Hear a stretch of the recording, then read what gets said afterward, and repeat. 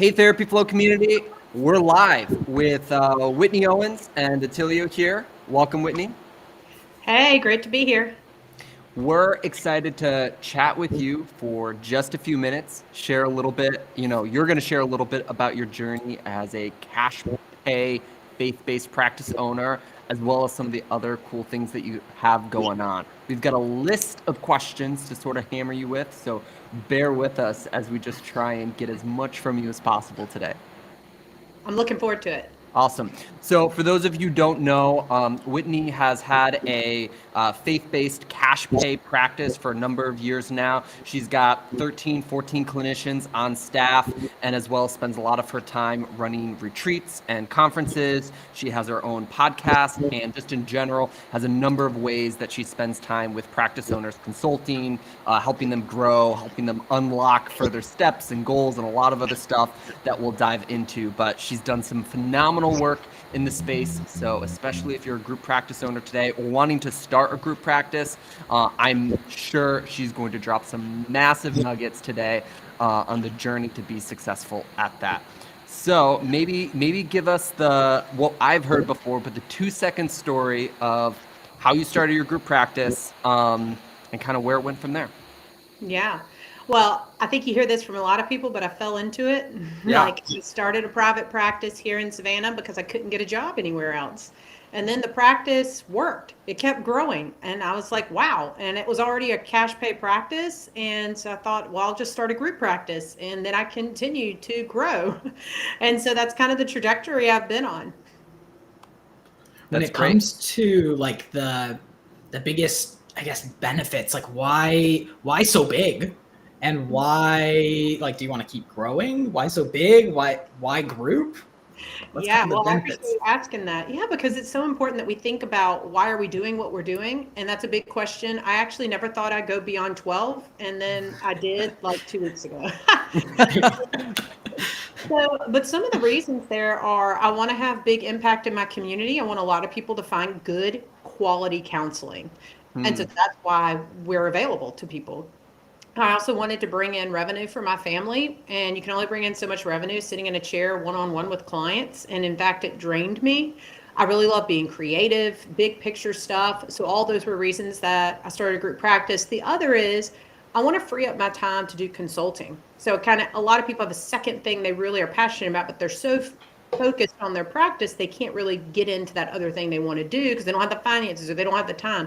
But starting a group practice freed up my time seeing less clients so I can have a bigger impact in helping counselors all over the nation. Yeah, that's phenomenal. So, the initial thing that I heard you say, which is really important, is one of the best things you get out of having a larger group practice is being able to provide more quality care in your Mm-hmm. community and for people who need those resources because you have control over the quality of care. You get to train your counselors. You get to, be that access point. What are some of the things that you have done as a group practice owner that has made yourself an establishment in the community and a well-known sort of name? And I'm sure that's fueled the cash pay side of the practice and the size of your practice. Just what are some of those things that you've done that have made you show up in a successful way? Mm-hmm. I think one of the most important things is knowing your brand, Yeah. knowing who you are in your community. And so to me, excellent mental health along with kind of that southern charm is really important. So I didn't want clients walking into a sterile environment like at a doctor's office sitting in uncomfortable chairs. I wanted you to be in a home. And as you can even see a little bit behind me, this is a house that I'm in for my office. I actually have two houses right beside each other. The Savannah Moss is literally out my window right now. And when someone comes to my office, they sit and have a cup of coffee in a beautiful home in downtown Savannah. Like you Yeah. can't beat that experience. And so I think that set us apart is this excellence of care. Like we answer the phone when you call. And if we don't answer the phone, we're going to get back to you within 24 hours. And more than likely, you're going to get scheduled within a matter of days, which is very different than what we see, especially with the insurance based model. It's so much harder to get to those calls. You can't pay people as much to answer those calls. Therapists are so overwhelmed and seeing so many clients to keep their income up. With the cash pay model, I feel like we can offer a little bit more of a personal touch. We have chocolate in our offices, we greet Yeah. all the clients at the door, that kind of a thing. a couple nitty-gritty questions for you, and feel free to share as specific or as vague as you need, just given your business type, right? How many sessions do most of your therapists, like what's the caseload that they typically carry for your practice? Yeah, that varies. I let them decide when they start. Okay. But they have to see at least 10 a week. That's my minimum for hire. So some of them are like at 15, especially a lot of moms with Yeah. kids. I have a couple of full-time people. Full-time for me is 25 or more clients a week. Okay. And then do you have an average reimbursement rate that you try and hit? I know experience really varies and things like that, but is there sort of a floor or ceiling that you guys range in right now? And you mean, what do we charge clients is what you mean? Okay. Yep. Yep, it ranges. So we do have a couple of interns, which is nice. That's great for a cash pay model because you can Yeah. offer them lower rates. They're 60 an hour. Okay. And then everyone, all the associates range from like 100 to 125, depending on how long they've been with me. And Yeah. the licensed people range from 125 to 200. There we go. So you've got a really great spread of part-time to full-time people, you know, lower rates to higher rates. Do you feel like that's, I'm sure, helped you in the grand scheme of things, helping you run the business the way that you want? Definitely. I mean, for me, the most important thing is taking care of my therapist. If I take good care of my therapist, they'll take good care of their clients. So I want to make as many opportunities for them in growth and in pay or whatever it is that they need, because they're going to be happier and then they're going to do better work. Yeah. Now, Josh, I think you said reimbursement, but did you mean like split, or did you mean like actual cash, like that's being charged? Yeah, she answered the question, Yeah. even though I used the wrong Okay. terms. So we're all on the same page here. You know, and we could keep drilling into your specific group practice, but I know you have so many conversations, whether that's with solo or other group practice owners. What are some of those things that you, over the last couple of years, have learned as a group practice owner that you now go out of your way to tell other people starting their practice that you're like, hey, I learned this the hard way, right? So don't do it the way I first did it. What are some of those things on your list? My first one is hiring help faster. Okay. Like when I started my group practice, I hired 2 therapists and myself, and I was answering all the calls. Terrible mistake. I was so stressed. My clients would be waiting at the door, but I'm trying to schedule a new client because I got to fill those therapists up if I'm going to be able to pay them. And that was stressful. The other big thing that I tell people, the other thing I would do is go W-2 and not 1099. I started with a 1099. Oh. It was not the model for me. And that's a big thing that I do in consulting, is just looking at your culture, your branding. What do you want your team to be? And figuring out which model's best. But I was never a 1099 kind of girl. Okay. Well, I know Yeah. that's a big decision Yeah, for a lot of clients. So maybe share more about why one or why the other. Yeah. Both have advantages and disadvantages. 1099s are contractors. You pay them to come and do a specific service for you. They work at other places as well. You can't control that. You usually do a split with them. So the income is usually less coming in for the practice owner if they have contractors, because the contractors technically have their own business. With the W-2 model, they're your employees. You could pay them a little less, but you're also paying for their taxes, supplies, and all those kind of things. So you have to kind of run your numbers with that. But with an employee, you can tell them what to do. You have a lot more direction over them. And that was important to me because I wanted a cohesive group.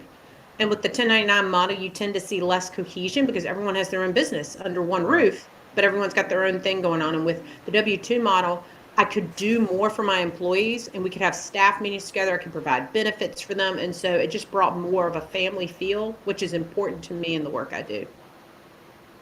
I want to ask a little bit about how you kind of got started. I know that you kind of just fell into it, right?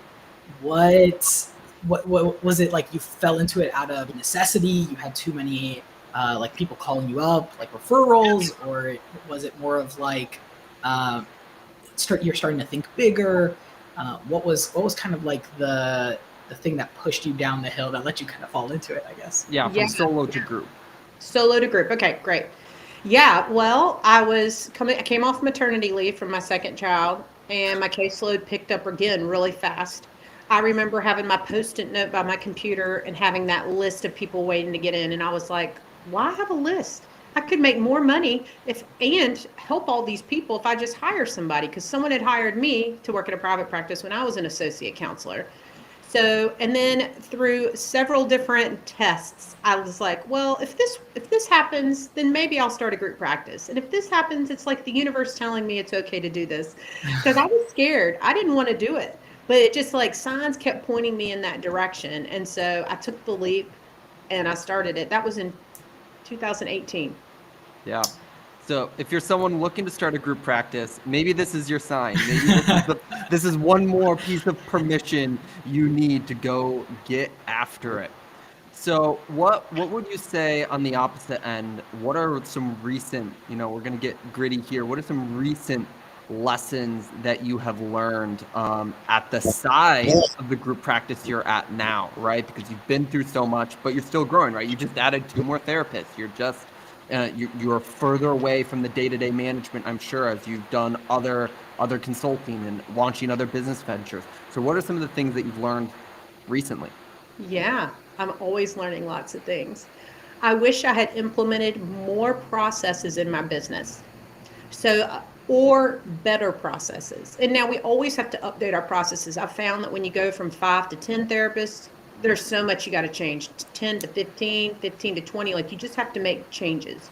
So for example, my PTO policy was not very good. It was very confusing. In fact, I didn't realize that till the therapist didn't understand when they could have time off. And when I interviewed all of them, which I would say always interview your employees, they were all like, yeah, we don't really know what it's about. I was like, oh gosh. So I went and changed that policy. I also would say I've learned recently, don't say yes to anyone unless I wait 24 hours. Because therapists would ask me for things, pay, schedule, client load, whatever, and I'd go, sure, because I want to make them happy. And as the business grows, you've really got to think more big picture and less individual therapist. Because you got to keep that practice growing or no one's going to be happy. No one's going to get the clients they want or the income they need. And so, yeah, I've learned that I'm never going to say no. I'm not going to say yes anymore until I've thought about it for 24 hours. Same with responding to emails. I would like quickly respond to something without really taking the time to think through my emotions enough and where I was coming from. Quick responses, I have to think more. You lose some of the agility as you get bigger, and that's both the benefit and the cost. Yes, definitely. When it comes to some of the mindset changes that you had to make, do you find that there was like 1 or 2 really big things that you had to change with how you were approaching maybe business or how you were approaching your practice, whether you were small and you had to like overcome some type of barrier? I know that there's a lot of mindset issues around money specifically. I know that there's a lot of mindset issues, for therapists in the community around money, around marketing, around like confidence around their program, their product. Do you find that there were any big ones for you? Mm-hmm. Yeah, I mean, definitely the desire. One big mindset thing for me was the desire for my therapist to like me. Mm. I didn't want to offend them by making a policy they didn't like or asking something of them. And I realized that I was actually making things more confusing for them. And I need to be set in my ways and really direct us in the right place instead of waffling with different requests and different things that are going on. So that was part of it. I do see a lot of mindset issues with money. You are spot on with that when I work with people. And I'm not going to say I don't have those, but I will also say I've been very fortunate that money has gone really well for my practice. In fact, when I hired my first like financial coach kind of person, they were like, oh my gosh, your profit margins are crazy high. I was like, oh yeah, And so that W-2 life. yeah. And, this goes back to what, and I want to point on this. You said, what is your advice about biggest mistakes? A big mistake that I see with practice owners is paying therapists too much. They think that therapists won't work for them or they will quit if they don't give them a certain amount. And I just don't think that's true. I do think therapists want to get paid well, but most of us, especially in the helping field, we want a job that we love, that we have a community that we enjoy, that we work with. Yeah, money's great, but you could pay me all the money in the world and I don't want to work for a bad boss or work in a culture that doesn't talk to each other. And so I think by setting my rates appropriately for clients and for what I pay my team has allowed me to free up some profit to invest more in them. And it's actually really helped. So I'm knocking on wood here. I've got great therapist retention at the practice. I haven't lost a therapist in 2 years. which Wow. was because he was moving. So, I couldn't really do anything about that. That is another huge mistake, is paying people too much. Wow. Yeah. You mentioned something earlier about your brand.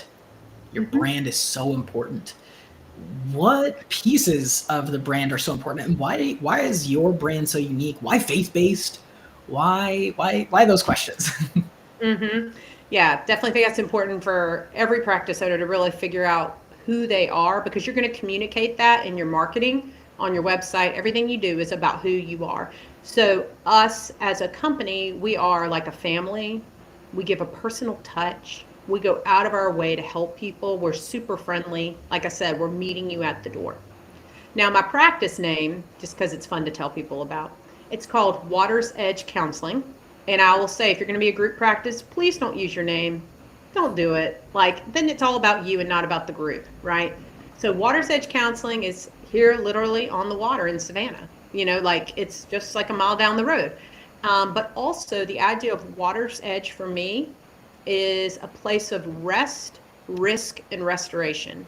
So when I'm at water, I'm at a lake, I'm at the ocean, I always find it relaxing. We all want to sit in a rocking chair by the lake. But then over time, we take a risk. We get on that rope swing, we fly into the water, we fall in, and we love it, right? We're probably really scared about doing it, but we do it. And so even in therapy, clients come in and they rest, and then we ask them to take a risk.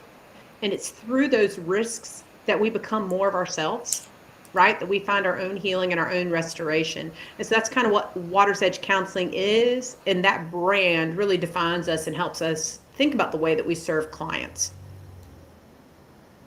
I love that.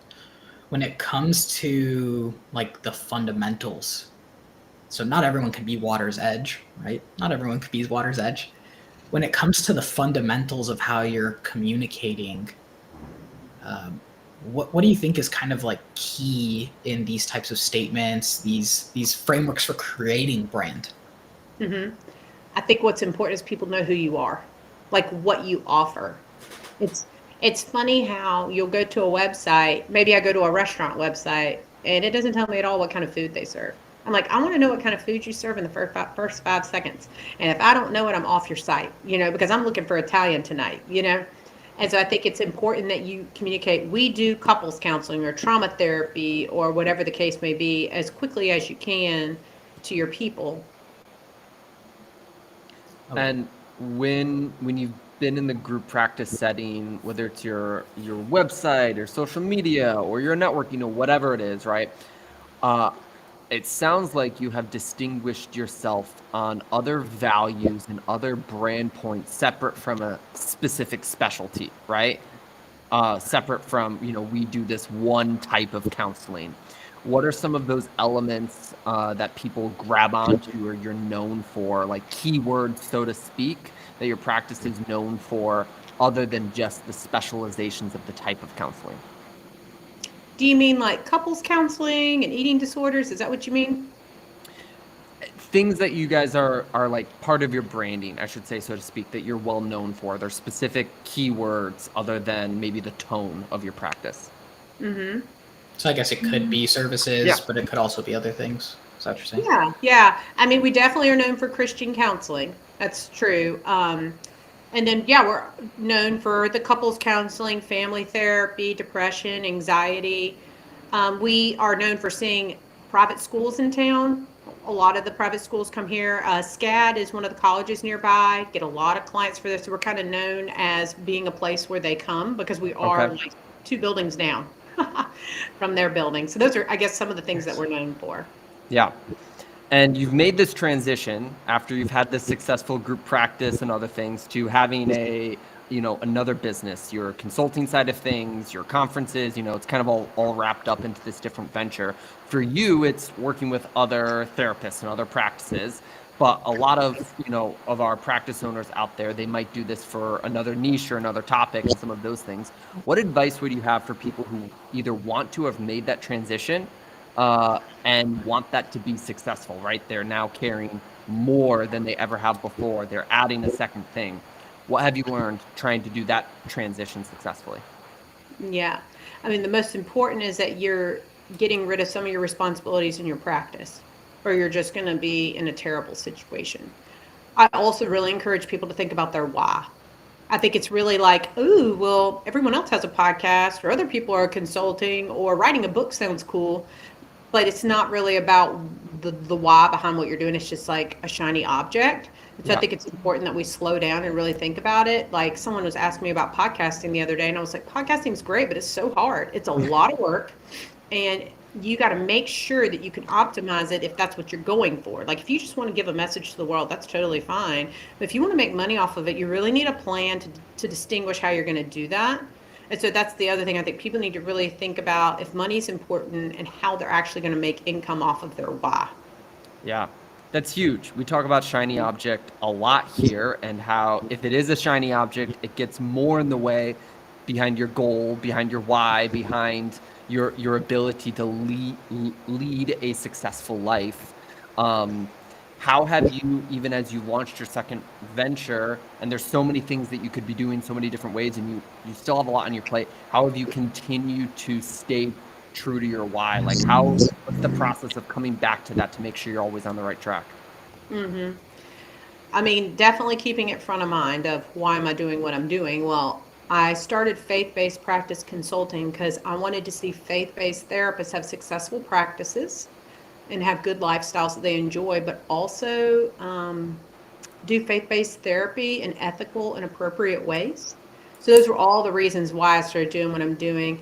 And when I'm with faith-based practice owners, that's when I come alive. Yeah. That's when it's like, oh, this is so good. Like look at the work they're doing and look what's happened to their lives. Like they're enjoying themselves more. Like I had one practice owner who started her group practice. She was a little uncertain if she was ready to do it or not, but I usually nudge people to do it if they're thinking about it.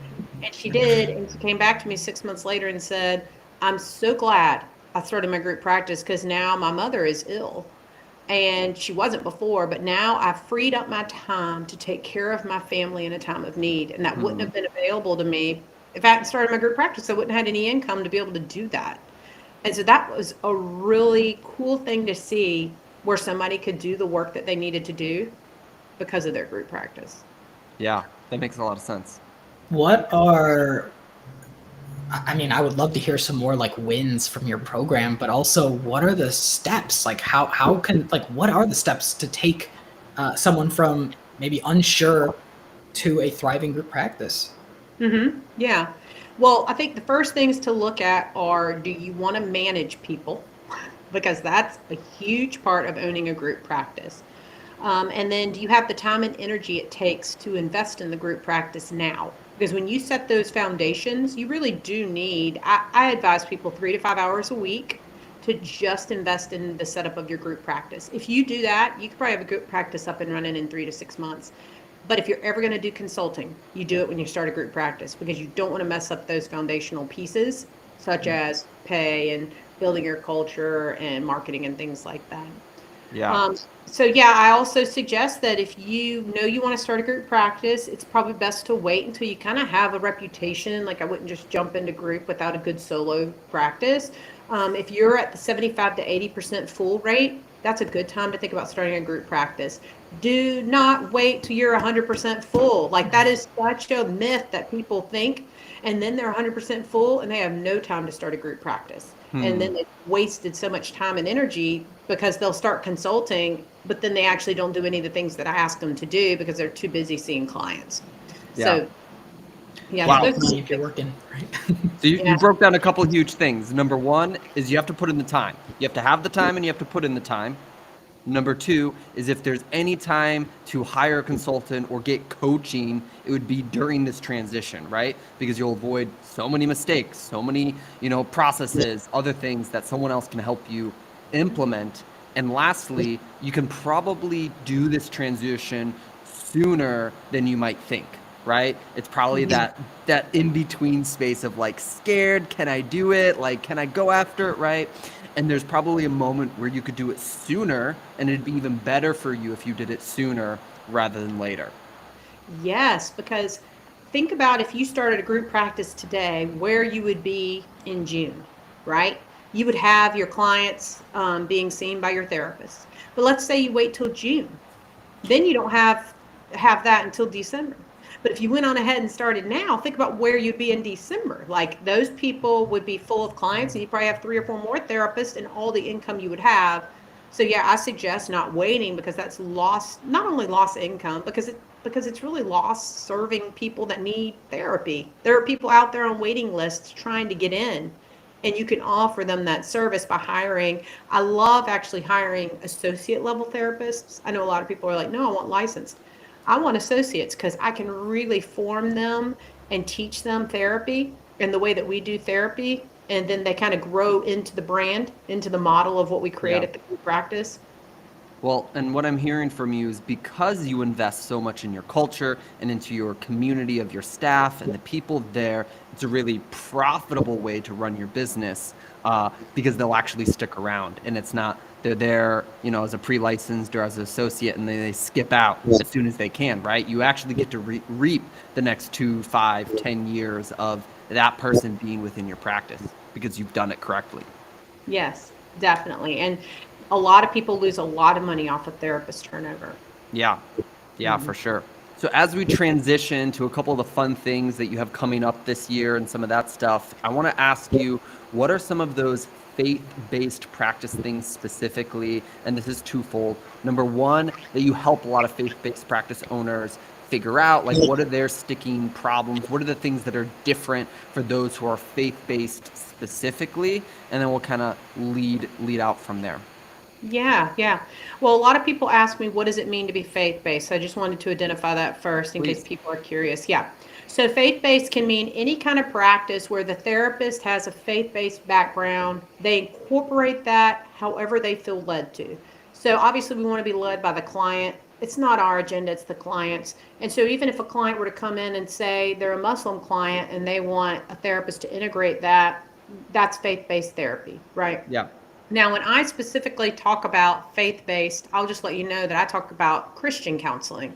Okay. I don't love using the word Christian because in this day and age, it has a lot of stuff tied to it. Yeah. And so I know that it kind of gets dicey, but that's kind of where I come from. It doesn't mean that I'm thumping people over the Bible, the Bible, sorry, I said that wrong, but like, that's not what it's about. It's about loving people and serving them. And then faith is an important part. So when I work with faith-based practice owners, some of them are very overt. They're going to have branding, speaking, all Christian. Okay. Yeah. And that is who they are. And that's great. They got to know who they are. There are other practices that are not so overt. In fact, mine's not overt.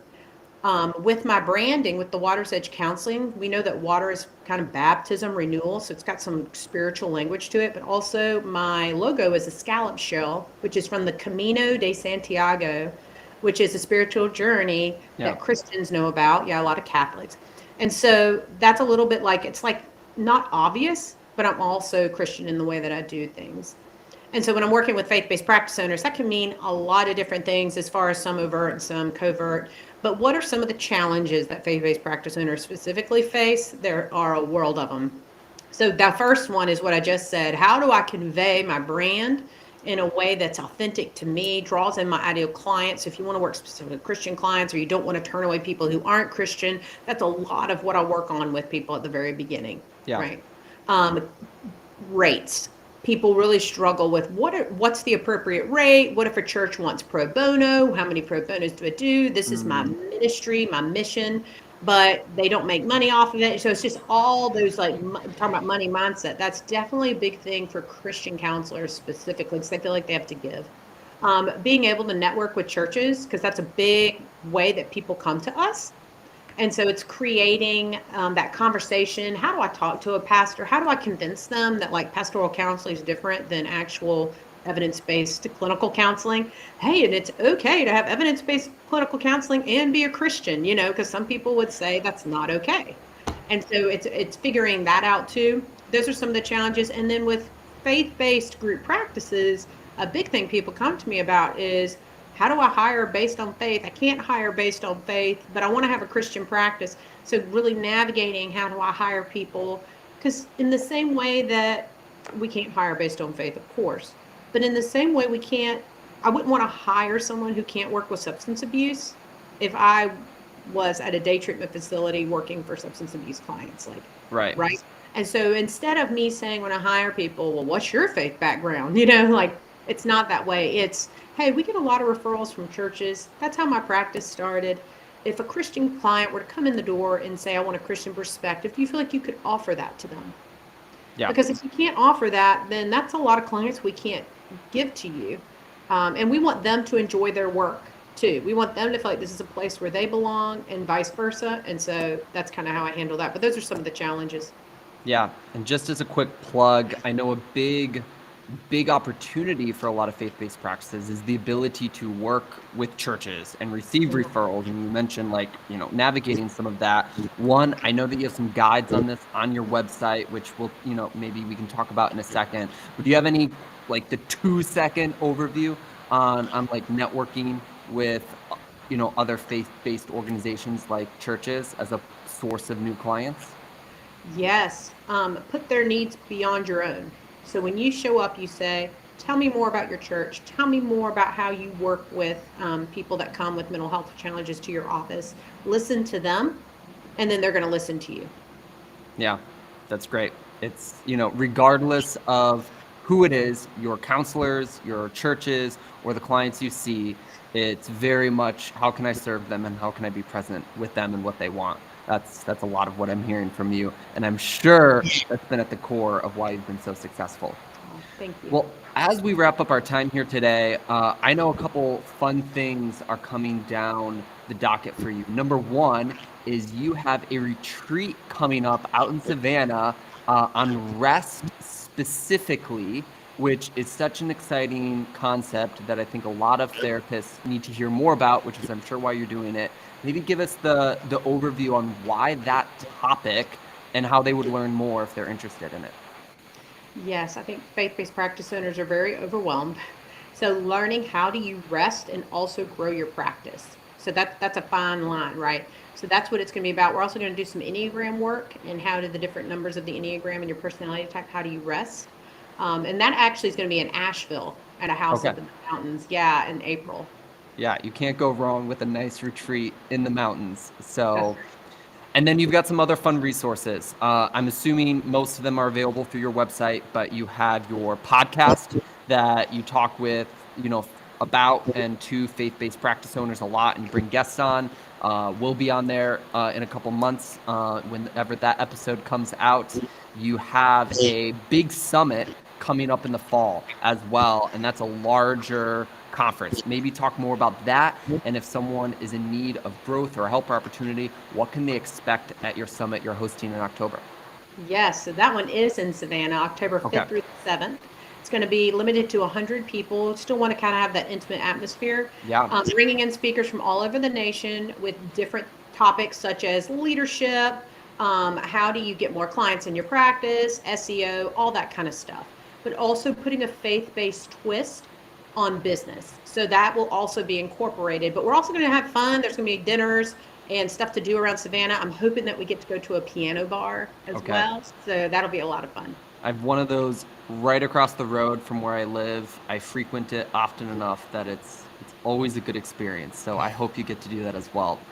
Well, Whitney, it was such a pleasure having you today. Any last things that you want to share with the community that you think would be helpful resources for them to know about? What are the last notes from you here? Yeah, definitely. Well, want to let people know that if you're interested in growing a faith-based practice and looking for a community, I have a Wise Practice membership community. The door's open this week to that, so you can go to whitneyowens.com/memberships and get that. But I just think it's really important that faith-based practice owners connect with one another. And that was the whole thing that this is about, is I want to bring community and good teaching so that faith-based practice owners can have success in their life and their practice. Yeah, that's great to know. I know Whitney. Oh, go ahead, Attilio. I was just going to say, if I'm a faith-based counselor and I don't know when the right time is to join your community or to engage with you, when is the right time? What is the right time? Oh, I want to hear from you because I want to know about your practice. Yeah, there's no good time. Yesterday. Yeah, so my email is whitney@whitneyowens.com, so it doesn't get easier than that. And even if you just want to tell me about your practice, I want to hear about it and can help you. And then if you do go to my website, there is a free resource on 4 tips to network with churches. And so you can download that as well and jump on the email list and get more information. Awesome. Well, Yeah. lots of ways to connect with Whitney here. I know that she'll drop some of her links in the comments if you're checking this out in the various communities here. And as we finish up today, thank you so much, Whitney, for Oh, yeah. being here. And we'll look forward to, I'm sure, having you back again sometime soon.